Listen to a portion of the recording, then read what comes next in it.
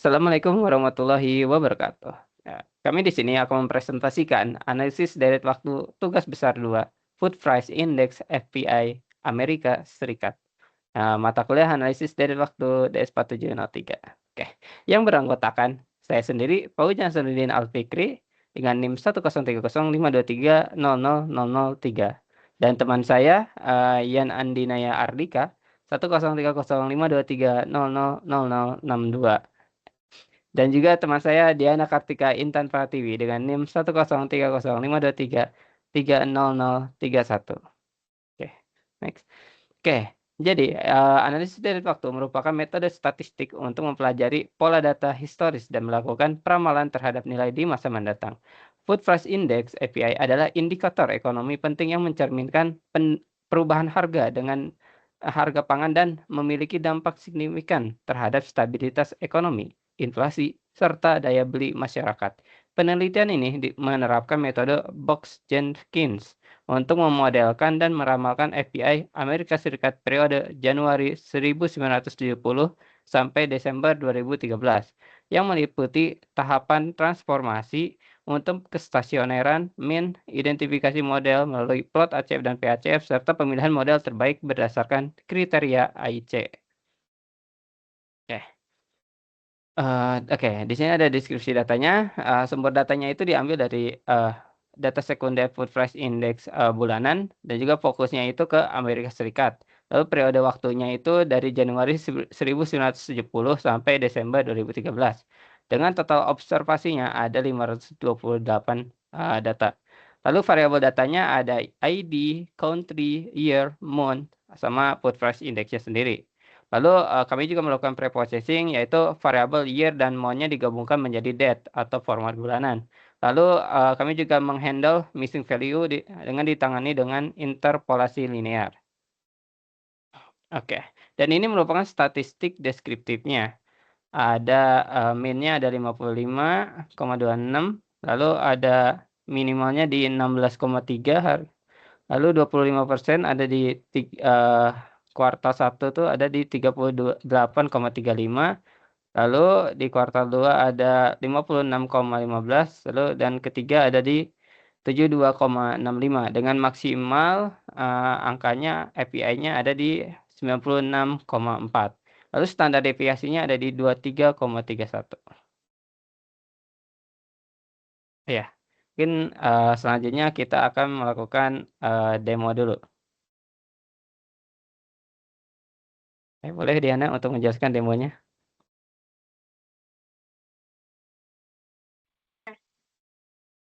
Terima kasih untuk Ozan. Boleh minta tolong untuk di zoom sedikit.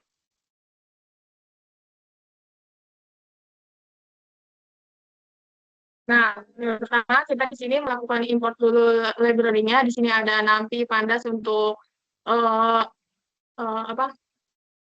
Untuk manipulasi data, kemudian ada Matplotlib untuk visualisasi, ada Skype untuk box-nya dan untuk untuk box-talk, terus stats modelnya untuk uji ADF, ACF, dan PACF-nya, kemudian sekalian untuk cek MSE-nya.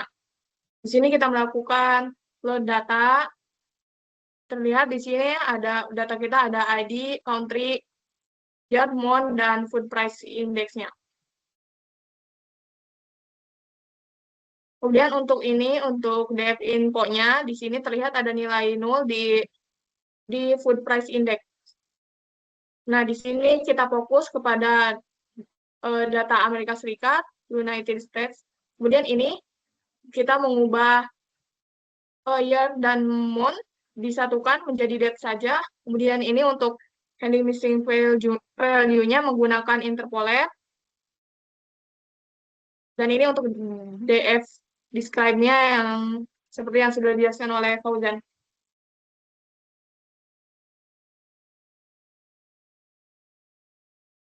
Oke, terima kasih Diana, dan dan selanjutnya juga akan saya berikan kepada Diana untuk menjelaskan. Kemudian saya akan menjelaskan plot data deret waktu. Nah, di sini sebelum kita melakukan analisis atau uji ADF sama variansinya itu kita melakukan plot data dari waktu ini terlebih dahulu. Nah, di sini terlihat datanya itu ada tren naik, kemudian rentangnya itu dari rentang nilai food price index-nya itu di sumbu Y ini dari sekitar 20 sampai 95-an. Kemudian untuk sumbu X-nya ini, untuk date-nya ini dari tentang tahun 1970 sampai tahun 2013-an. Seperti itu.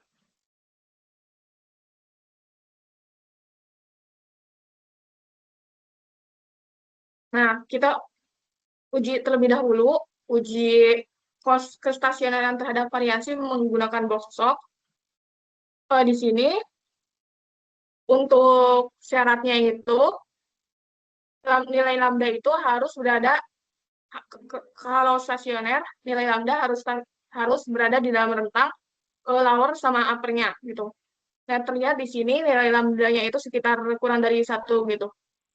Soal kepercayaannya itu yang lowernya ada di 0,5779, uppernya ada di 0,9296. Berarti lambda sama dengan 1 itu tidak termasuk dalam rentang, sehingga data kita itu bisa disebut tidak stasioner terhadap variansi itu. Kemudian kita melakukan transformasi menggunakan lambda estimasi yang tadi, yaitu 0,7509. Nah, ini plot data setelah transformasi. Yang sebelumnya itu rentang nilai FPI-nya itu sekitar 20 sampai 95. Sekarang jadi berada di dalam rentang 10 sampai 40 gitu. Next.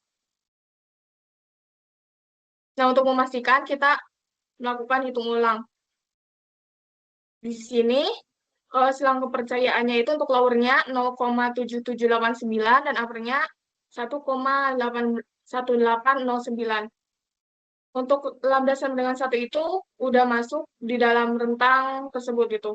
Sehingga bisa dikatakan data kita sudah stasioner terhadap variasi. Dan juga dibuktikan dengan standar deviasi awal yaitu 23,2916 dan standar deviasi akhirnya 8,7534 yang menjadi kecil gitu.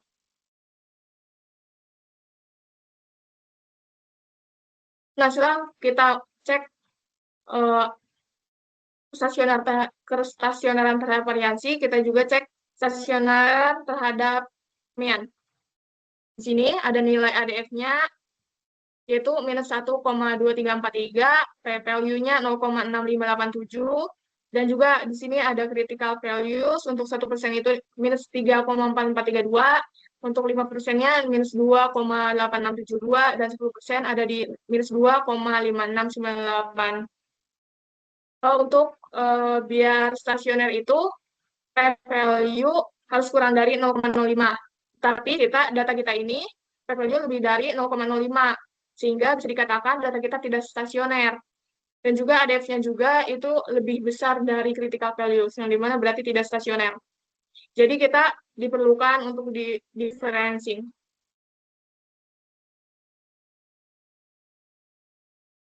Boleh kita demo terlebih dahulu.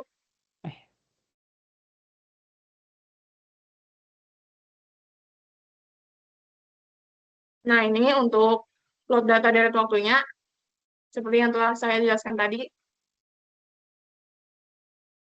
Kemudian ini uji kestasioneran variansi menggunakan likelihood, estimasi likelihood. Kemudian ini selang kepercayaannya 95%. Next. Nah, ini untuk estimasinya, lower upper-nya, dan rounded lambda-nya. Kemudian kita melakukan transformasi karena tidak stasioner menggunakan lambda estimasinya. Dan ini plot data setelah transformasi. Kemudian ini untuk menghitung kita print standar deviasi sebelum dan sesudahnya. Kemudian kita cek ulang stasioneran variansinya seperti yang telah dilakukan tadi. Nah, terlihat di sini lambda sama dengan 1 sudah masuk dalam rentang, berarti data kita sudah stasioner terhadap variansi. Kemudian uji kestasionerannya, nanti terlihat nilai ADF testnya seperti ini. Yang perlu dilakukan differencing. Sudah saya serahkan kepada Fauzan. Oke, baik. Oke, karena tadi tidak stasioner ya, jadi kita melakukan differencing 1 kali. Dan setelah dilakukan differencing 1 kali, dapat dilihat bahwa data sudah menjadi stasioner, dilihat dari grafiknya dan juga statistik, ADF statistiknya, gitu. Seperti ini. Berarti sudah, stasioner. Ya, lalu dilanjutkan, kami mengecek dengan plot ACF-nya. Oke, jadi di plot ACF ini menunjukkan spike yang signifikan pada leg ke-1, lalu leg ke-12 juga, dan juga, oke, sudah cuma ada di 1 dan 12. Ini menandakan bahwa kandidat orde MA-nya itu ada di Q sama dengan 1 atau Q sama dengan 12. Oke, lalu kita juga melakukan ini untuk plot PACF-nya. Dan pada plot PACF-nya dapat dilihat, dia spike pada leg ke-1, lalu leg ke-12, dan juga pada leg ke-13 dengan melampaui batas signifikansi 0,0854. Nah, ini menandakan bahwa, untuk orde AR-nya itu ada di, P sama dengan, 1, lalu P sama dengan 12, dan atau P sama dengan 13. Itu. Oke, lalu kita lakukan identifikasi model, Arimanya. Nah, untuk model Arimanya, kita bisa mengkombinasikannya, jadi ada beberapa model Arima. Yang pertama itu ada Arima 0,1,1, lalu ada Arima 0,1,12, lalu ada juga Arima 1,1,0, lalu ada juga Arima 1,1,1, lalu ada juga Arima 1,1,12, lalu ada juga Arima 12,1,0, lalu ada juga Arima 12,1,1, lalu ada juga Arima 12,1,12, lalu ada juga Arima 13,1,0, lalu Arima 13,1,1, lalu ada juga Arima 13,1,12, dan itu yang terakhir. Nah, oke. Lalu setelah itu untuk memilih model terbaiknya, kami melakukan, kriteria AIC, dengan melakukan perhitungan AIC-nya, dari model-model yang tadi sudah diidentifikasi. Dan dapat dilihat, untuk model yang terbaiknya itu ada di model Arima 13,1,12 dengan skor AIC-nya sangat rendah, yaitu di -917,495. Oke, dan kita akan masuk ke dalam, ini ya, ke dalam, demonya. Oke, ini kami melakukan, differencing. Oke. Nah, dapat dilihat datanya sudah jadi stasioner seperti yang tadi, di ini. Oke, lalu kita, membuat plotnya untuk melihat apakah sudah stasioner atau enggak. Oh, dan ini ya sudah stasioner. Lalu ini juga untuk plot ACF dan PACF-nya. Nah, sama seperti tadi. Lalu ini juga untuk, plot PACF-nya. Nah, ya sama seperti tadi. Dan ini ialah untuk menghitung batas signifikansinya. Dan tadi ini yang sudah kelewat. Oke, dan setelah diidentifikasi yang keluar itu tadi juga sama, ada di 0, 1, lalu 12 untuk ACF dan PACF-nya 0, 1, 12, 13. Oke, lalu ini untuk pemilihan, model terbaik berdasarkan perhitungan AIC-nya. Di sini ialah untuk perhitungan AIC-nya kami menggunakan, IC result ya itu. Mungkin kita boleh menunggu sebentar. Nah, lalu kita urutkan aja. Nah, setelah diurutkan, ya sama seperti tadi, di model 13,1,12 yang paling rendah AIC-nya. Oke. Dan ini model terbaik di 13,1. Oke, mungkin itu dari saya. Untuk selanjutnya saya serahkan kepada, Yan Ardinaya. Terima kasih Fauzan atas kesempatannya. Perkenalkan saya Yan Andinaya Ardika. Di sini saya akan melanjutkan untuk pemaparan materi yang telah kami paparkan sebelumnya, di mana sebelumnya kami sudah mendapatkan model terbaiknya, yaitu ARIMA 13, 1, 12. Kemudian selanjutnya kami akan mengestimasikan parameternya menggunakan MLE dan uji signifikansinya. Dan di sini parameter yang akan kami estimasi yaitu untuk koefisien dari AR1 sampai AR13, kemudian koefisien MA1 sampai MA12 dan variansnya. Dan di sini setelah kami mendapatkan estimasi parameter yang akan diestimasi, kami juga akan mengujinya dengan menggunakan uji Z, di mana kami akan membandingkan p-value masing-masing AR ini ataupun MA ini dengan alfanya atau alfanya yaitu 5% atau 0,05. Dan di sini kami mendapatkan hasil yaitu untuk yang kurang dari alfa atau yang memiliki p-value kurang dari alfa ataupun 0,05. Di sini terdapat AR12 dengan p-value-nya 0,041, kemudian AR13 dengan p-value-nya 0,001, kemudian MA12 dengan p-value-nya 0,023 dan variansnya yang sangat kecil nilainya. Kemudian di sini dapat terlihat bahwa kami memiliki model dengan orde yang tinggi karena pada orde-orde yang rendah seperti AR1, 2, 3, dan seterusnya sampai AR11 itu mereka memiliki p-value yang lebih rendah. Nah, mengapa dapat dikatakan demikian? Karena kami sudah melihatnya pada kode kami. Nah, ini. Dan hasil kode kami itu mengatakan bahwa di sini untuk AR11 ini nilainya masih 0,102, di mana nilai ini itu masih lebih dari p-value alfanya yaitu 0,05.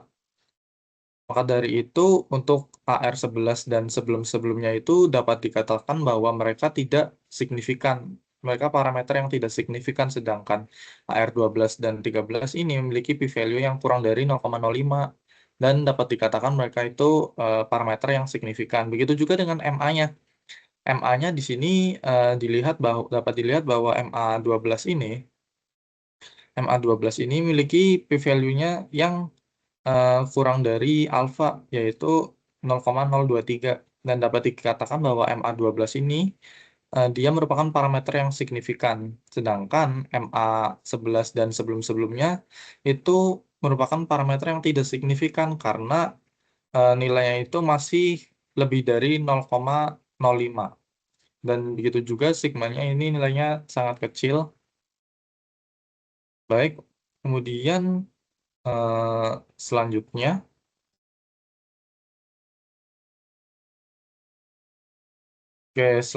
itu saya akan menjelaskan mengenai uji kelayakan model yang kami gunakan, di mana kami mendapatkan hasil ini untuk leg 10 p-value-nya 1 dan leg 20 p-value-nya 1 juga.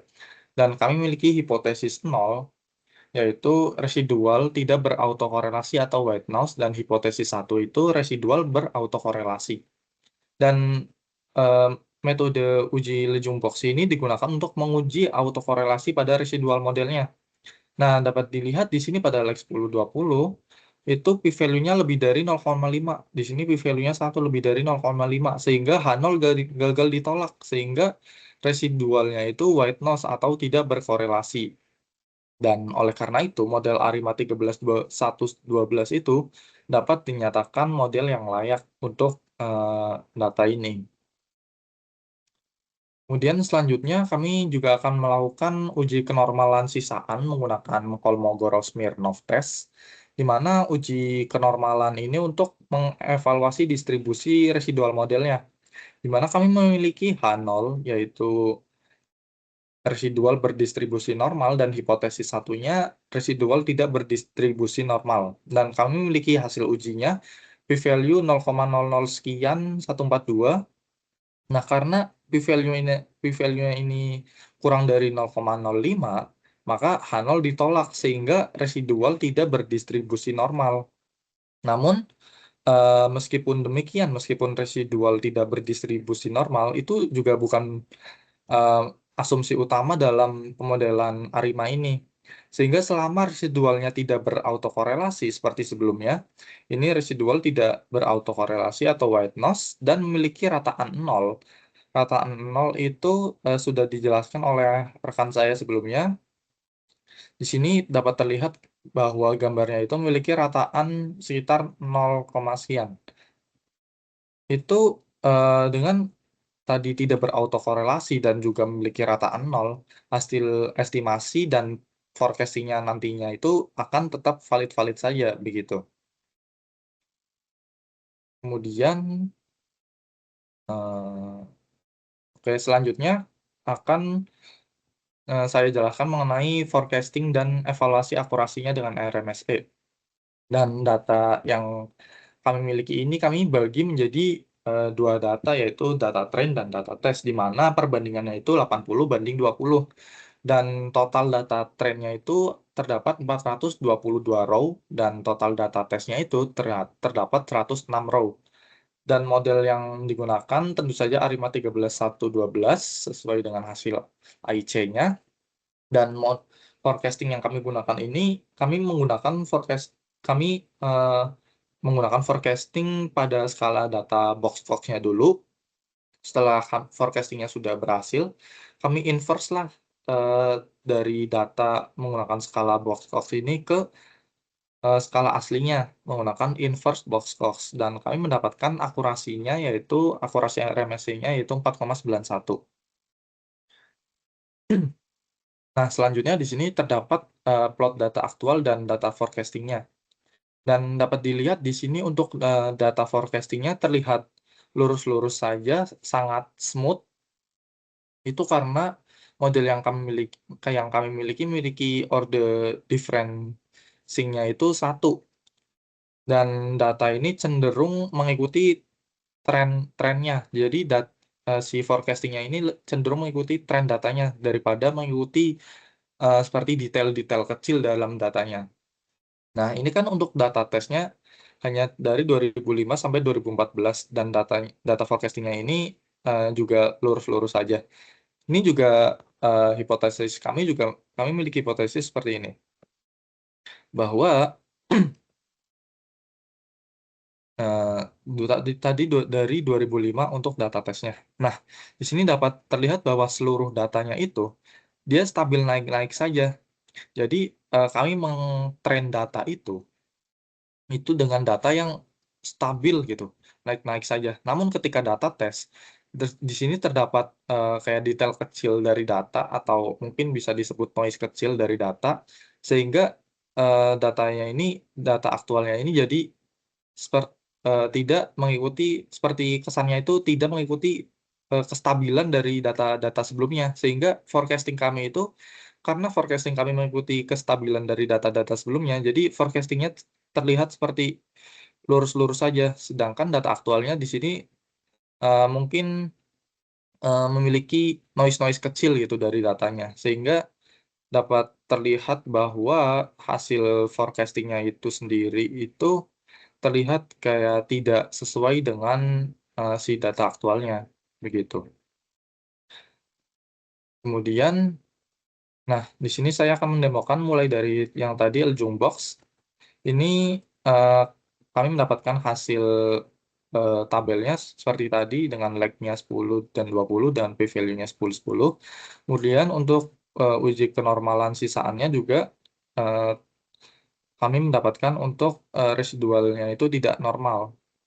Kemudian lanjut ke forecastingnya. Di sini kami meng-split datanya, kemudian kami di sini mulai membangun modelnya. Sebentar. Nah, setelah kami bangun modelnya, kami urutkan untuk data-datanya, agar datanya itu terurut berdasarkan tanggal, begitu. Kemudian setelah itu di sini kami melakukan forecastingnya.